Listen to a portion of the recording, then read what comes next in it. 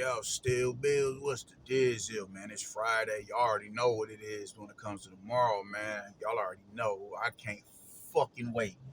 So, in keeping up with that thing, it's some other fights that I want to get to and talk about, man. So, peep game, man. I want to talk about that heavyweight matchup. One of the two heavyweight matchups, man. A G Kabayel versus Big Bang Zile Dangalang Zhang. You know what I'm saying? This is gonna be a balling ass fight, man. I love this matchup. I think they both found a way to get out of fighting Bacoli. They both found a way to manage to get out of fighting Martin Bacoli, and I'm not entirely mad at it, man, because they're fighting each other.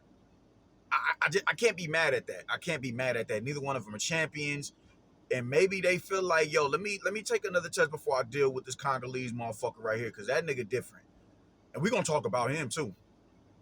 So I'm not mad that they did that. I'm not mad that they did that at all. I'm honestly not, man. And even though a G Kabayel has managed to, knock down bigger opposition, in particular Islamabek Makhmadov ain't no. Hey, he's not Martin Bacoli, Brody. He's not Martin Bacoli. So I'm not mad at it. But this is a dope fight between for both of them. Is it a step up fight? It's a step up fight for Kabayel. Well, can I say that? Because he beat Derek Chisora. Is it a step up fight? I don't know, man. I don't even want to call it a step up fight for either one of them, man, because they've been in with some quality opposition, and it's just a good fight. Fuck that step up shit, man. I do think Zile Zhang has edged them as far as competition is concerned, being in there with Joseph Parker, Wilder, fuck, Philip Hergovich. He's been in there with better opposition, but Kabayel has been in there, like I said, with Derek Chisora. He didn't dethrone him because he was never on the throne, but he stepped on Urslanbek Makhmadov, and then he stopped what's that nigga name? Frankie Sanchez. Undefeated fighters. You dig? Undefeated fighters, man. And we haven't really heard anything. I haven't heard anything from Frankie Sanchez, as of recently, man. But now Frankie Sanchez isn't a name who was, just like this. He wasn't no. He was a respectable heavyweight. But could you mention him with the other heavyweights? I'm not so sure about that. At least he had yet to prove it. I think his best win was what's that nigga name? F.A. Ajagba. So I don't think it's a step up fight for either one of them, man. I think it's an even playing field. I think it's a fight that's like, yo, we really getting this fight. So I feel like y'all know I don't do punchlines or nothing like that and build ups and nothing like that. I'm gonna just keep shit a stack with you, man. I might have to go with Kabayel in this fight, man. Zile Zhang, right? Zile Zhang, 6'6", dude, like 285. Like this is not no little dude at all. I think he's dope as far as he really good counter punching. Really good counter punching, really good power, good defense. He's sturdy, and it's like, how the fuck are you gonna how are you gonna break this dude down, man? And the thing is, when he doesn't punch on the go like Frankie Sanchez, and he's not lethargic and cumbersome like Urslanbek Makhmadov, to where you dig a G Kabayel can find a way to get in there and cut the ring off and apply pressure like that, and not necessarily he has enough agility and skill enough to get out of the way of the shots and protect himself when he close distance and place the shots where they need to be placed at in order to get rid of you. He's not gonna have the luxury to the degree that he had it with Makhmadov and Frankie Sanchez, that he's not gonna have that luxury in front of to that degree in front of fucking Zile Zhang, because Zile Zhang is a big puncher and a damn good counter puncher. He's a damn good counterpuncher, man. I think. Oh shit, my teacher hit me. But Kabayel was gonna have, I think it's gonna take him a minute to, really start getting comfortable in the pocket. Because once he feels that power, he's gonna be like, all right, yo, this is different. And it's not just the power, because Makhmadov had power, But this power is calculated. This is power that is precise punching, and is layered to it. You know what I'm saying? It's calculated. It's methodical. It's fucking calculus. It's trigonometry on these punches, man, and how he's gonna place them. This dude is not. This dude is different, man. This dude is different. But the thing with Zhang is he does have a stamina issue and all that. All that weight on your body, it does wear on you. It does wear on you, and he's not, he's very economical with his punches. He's not a value puncher or anything like that, man. But the shots that he does throw, they land with, they land with spite, and they land pretty precise. You dig? Up until he was the first one to drop Joe Joyce, bro. That's a big deal. You know what I'm saying? So I think it's going to really take Kabayel to get in the range, not just get in the range, but feel comfortable. He's going to take him a while to really, gauge Zhang's power and get comfortable with his power and learn how to defend and protect himself in the pocket when he closes distance. Because of that power, I think it's going to take him. It's going to take him about 5-6 rounds to really get comfortable with that, man. Because Zhang is, he's just you're getting the same output from Zhang that you're gonna get from rounds 1 that you'll get in maybe round 12 if he doesn't drop off in output. So it's gonna take him a minute to get used to that. But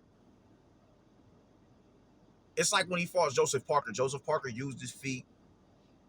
He got in and out of range, 3-shot bursts.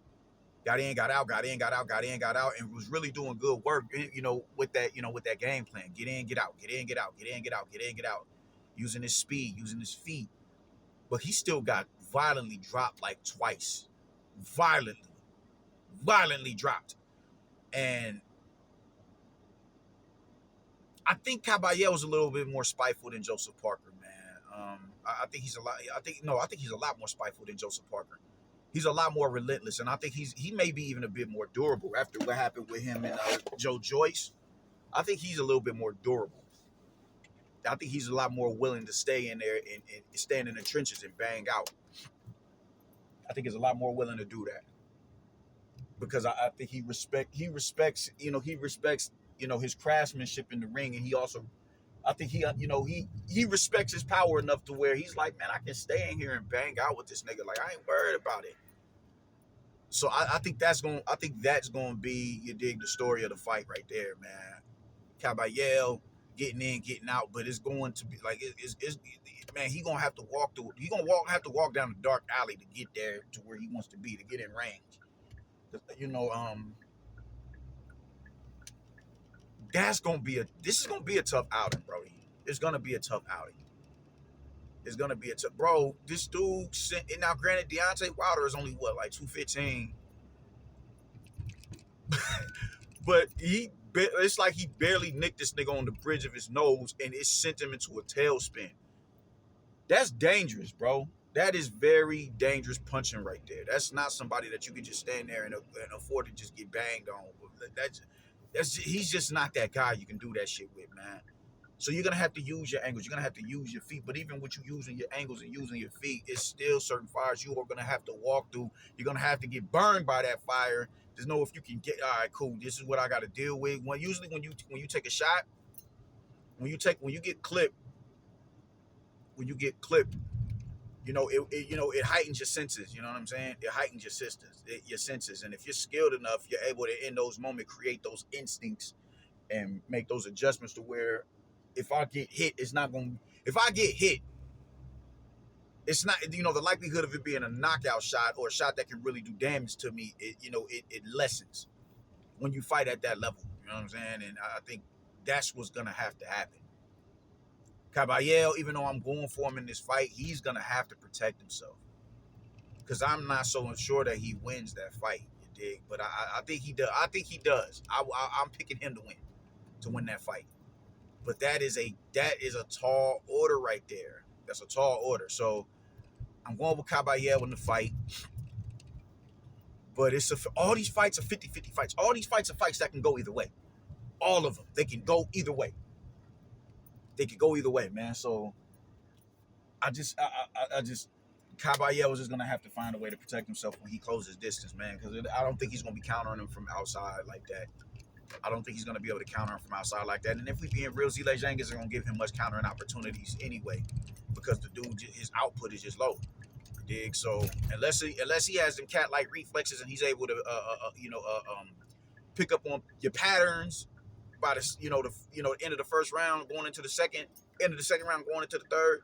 I don't see him countering him like that on the from the outside. He's gonna have to get in and you know what I'm saying, do what it is that he do. So, but yeah, I got Kabayel winning this fight, man, and I don't know if I'm going by points or by stoppage. I'm not so sure. I don't know, man. I don't know. He could definitely break Zhang down like he did Makhmudov, but Zhang is not Makhmudov, man. Zhang, despite how big he is, he has good feet as well. He has good feet. He has good feet. He's not a dude where you put him, when you force him on your back foot. When you force him on his back foot, he just goes to pieces like Makhmudov, man. The minute he had to transfer his weight to his back foot and he couldn't be the dominant one pushing the action, and he had to learn, oh shit, I have to set up a backhand to walk him into. When he did that, he went to pieces. You're not gonna get that same look from Zhang. Why? Because Zhang is wanting you to do that. He wants to lay those traps for you. He wants to lay that grid like they did in the Looney Tunes cartoon where they throw the grass, so you know what I'm saying, over the the hole full of spikes to walk you in. That's Zhang. He wants to lay that. He wants to lay those traps for you. He wants to do that. He wants to do that, man. So this ain't like Makhmudov. This ain't like Makhmudov at all, at all. So yeah, I think that it's a tough fight, but I'm going with Makhmudov for the win, man. So that's how I'm feeling about it, man. Y'all let me know if I'm burnt the fuck out or if I'm on to something, man. I'll get with y'all later. Deuces.